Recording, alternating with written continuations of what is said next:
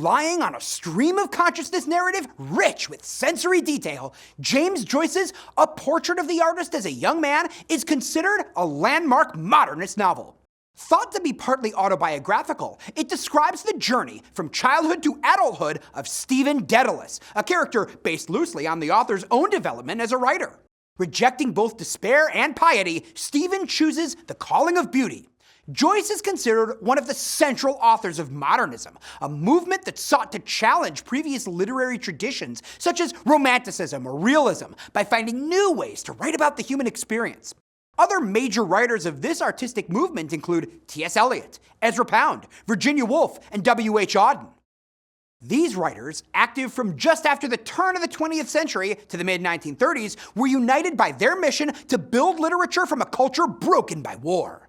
They were determined to communicate in new and surprising ways by pushing language beyond conventions and ignoring conventional forms and structures. Joyce uses the motif of literary quotations all throughout the novel.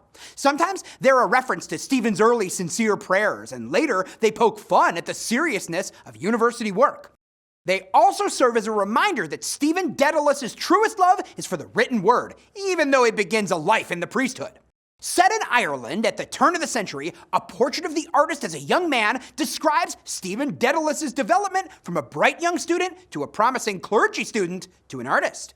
It begins with his earliest childhood memories and progresses to his grand epiphany, in which he announces to his closest companions his decision to pursue art rather than a religious life. Stephen's decision results from a combination of factors: the temperament that colors his impressions of the world, his interactions with others, and his interpretation of social forces. Stephen isn't just the novel's main character, but a key symbol in the book too. Stephen's last name recalls the ancient Greek myth of Daedalus, a story of inspiration. Daedalus was a great builder and thinker. One of his most famous creations was a labyrinth created for King Minos of Crete to imprison the monstrous Minotaur. The labyrinth was so complicated, Daedalus himself had trouble finding his way within it. King Minos was infuriated after the hero Theseus solved the labyrinth and killed the Minotaur. The king subsequently locked Daedalus and his son in a dark tower. Daedalus built wings from feathers and wax for himself and his son Icarus so they could fly out of prison. After some careful planning, the father and son took flight. Soon afterward, Icarus, against his father's direct warning and flaunting the god's powers, flew too close to the sun and died after the sun melted his wax wings. Embedded in Stephen's character is the risk he will end much like Icarus through his flaunting of religion, family, and nationalism. Stephen shares his first name with the first Christian martyr, Saint Stephen, who was stoned to death after being falsely accused of blasphemy, speaking negatively about God. The name suggests Joyce's character suffers as a result of his strong faith and is willing to die for it. This is certainly true of Stephen when he initially commits himself to the Catholic Church and its teachings. Later, the meaning shifts as he dedicates himself to art, which leads him to leave behind all that created him: family, Ireland, and his faith. From the start, evidence indicates Stephen will be an artist. Readers first meet him as a very young child growing up in a rural community in Ireland and attending Clongo's preparatory school. He's a timid child who doesn't socialize easily. He is a talented writer with a keen eye for the world around him, and writing is one of the main symbols of the novel. All throughout the novel, the act of writing is linked to rebellion and Stephen's awareness of his unique vision. One of the very first instances of this occurs in the first chapter, when readers learn Stephen has written an elaboration on his name and address in one of his textbooks, beginning with his name and ending with the universe as his location. Though playful, the gesture indicates an impulse to see his place in the world as inclusive, an impulse that will become more prevalent as Stephen gets older. Stephen has been bullied on the playground because of his small size and shy demeanor. When his glasses are broken following an accident, he's excused from writing exercises by his teacher. When one of his masters finds out, he beats Stephen's hands and heightens the boy's belief that his treatment by the universe is unfair. This is a good place to bring up the symbol of colors. Opposing colors, particularly maroon and green, represent opposites or opposing views. One of the earliest examples of color opposition occurs at Clongo's when Stephen is very young. As he sits in class as part of a team named after the War of the Roses, he struggles to solve a math problem to please his teacher. However, his mind wanders to thoughts of roses standing out against green grass. After he abandons any thought of doing the math problem, he muses that there can be no such thing as a green rose. Joyce also makes use of the contrast between white and black, or light and dark, as a current that runs through the book. There are multiple examples of black or darkness as negative. Brothels and the shadows Stephen sees with his broken glasses, for example. In contrast, white or light is positive, such as a girl Eileen's ivory hands. Family and friends at a Christmas dinner represent some of the differing political attitudes pervading Ireland at the time, both for and against the Irish nationalist politician Charles Stewart Parnell and the Irish independence movement. As Stephen grows older and begins to develop love interests, he romanticizes these prominent political figures, and he also fantasizes about the nature and landscape of the afterlife, encouraged by the fire and brimstone sermons of his schoolmasters. Both tendencies show the strong imagination of an artist. As Stephen matures, school authorities try to persuade him to join the priesthood. In many ways, joining such a large institution makes sense. His family is Catholic and would see a life with the clergy as a fine vocation. The priesthood would offer stability as well. Stephen's family changes homes several times during Stephen's youth due to his father Simon, one of the main characters. He's plagued by drinking problems, discipline problems, and emotional problems. His inability to entirely master these issues is a source of stress and instability for his family, so a steady existence for Stephen away from his father might be a relief. However, the novel shows a growing conflict between Stephen's impulse toward the priesthood and his development as an artist. Joyce offers numerous dialogues between Stephen and his friends about books and vast aesthetic and philosophical issues. These dialogues mirror Stephen's inner crisis and give insight into his psychological development.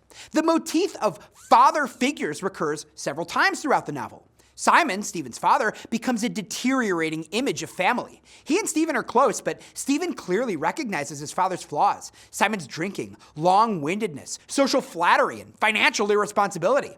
On the other side, the main character of Mary Daedalus is portrayed in fairly broad strokes in the novel. She takes care of her son Stephen, and early on he notes she has a nicer smell than his father. Mary also attempts to discipline Stephen when his father is absent, either physically or emotionally. In the first chapter, she reprimands Stephen for being too forward with a Protestant female neighbor. Much later in the novel, she scolds Stephen for spending money from an academic prize too wildly. Stephen's masters and teachers at his various schools also serve as sources of familial warmth, either disciplining Stephen or indicating possible life paths for him, as when the rector at Stephen's Jesuit school suggests strongly that he join the priesthood. As he gets older, Stephen begins to visit prostitutes in Dublin, a habit that becomes increasingly hard to reconcile with the priestly calling, and his guilt becomes more than he can bear. Gradually, Stephen comes to realize he has no zeal for the religious life and decides instead to become an artist. Stephen sees a woman on the beach who represents, in his creatively inspired state, art itself. She's one of the novel's main symbols. Standing in the waves, as delicate as a crane, the girl is wholly perfect for this moment. Her appearance marks Stephen's commitment to art. She's a muse who contains within her being all of Stephen's dreams. So the waiting girl symbolizes for him the artistic ideal, the hunger within every artist to create a perfect representation of an artistic vision. Later on, Stephen speaks at length with one of his friends, and a main character, Cranley, with whom Stephen has a deep bond. The two classmates have conversations Stephen would never have with others because Stephen feels Cranley can understand him. As a result, Cranley learns more about Stephen than others do. He's also more receptive to Stephen's eccentricity than others are. Later on the streets of Dublin, Stephen encounters again a woman he loves and declares his intentions to her. As readers last glimpse the artist, he vows to forge the uncreated conscience of his race, or express to the world his sense of beauty and truth in the best way he knows, through art. Inspiration, inner conflict, and spiritual homelessness are the novel's main themes. Coming of age, Stephen Dedalus seeks artistic inspiration wherever he can find it. In brothels, gutters, the natural world, his classroom, friendships, and the depths of his own nightmares. He doesn't always realize he's looking for inspiration. He finds himself driven towards certain impressions or ways of viewing the world and doesn't necessarily think of them as linked to artistic pursuits. Only as he achieves maturity does he shift from a focus on religious inspiration toward an aesthetic one, using his observations of language and life to create art. Inner conflict is a major theme that speaks to the first half of the novel's looming question. Should Stephen pursue the priesthood, a choice society would view as wise, or will he follow his spirit's calling and become a writer? His master at the Jesuit school believes Stephen is well suited for the priesthood. Stephen demonstrates an understanding of guilt, as when he has a nightmarish vision of the afterlife as an unbearably hot, dank plane populated by half-human, half-goat figures. But he also lets his mind wander and writes poems or records impressions for them. Stephen's inner conflict plays out in the exaggerated way he imagines punishment for his sins. His impassioned walk to the sea near the novel's end is as much an attempt to escape as a reaction to profound restlessness. Spiritual homelessness is an important theme throughout the novel, too. Home means several things to Stephen. In the literal sense, his family has no steady home because of Simon's financial irresponsibility. Similarly, Stephen must change schools and academic institutions. In a broader, more symbolic sense, Stephen is without a path, so he cannot feel at home in the world. He wanders literally through the back alleys of Dublin and spiritually through the twists and turns of his own intentions. The novel's ending can be seen as an acceptance of exile. A Portrait of the Artist as a Young Man was James Joyce's first novel. He began an autobiographical novel titled Stephen Hero in 1903, but scrapped the material and ended up using its main character in this book that over a century later is still considered one of Joyce's greatest works.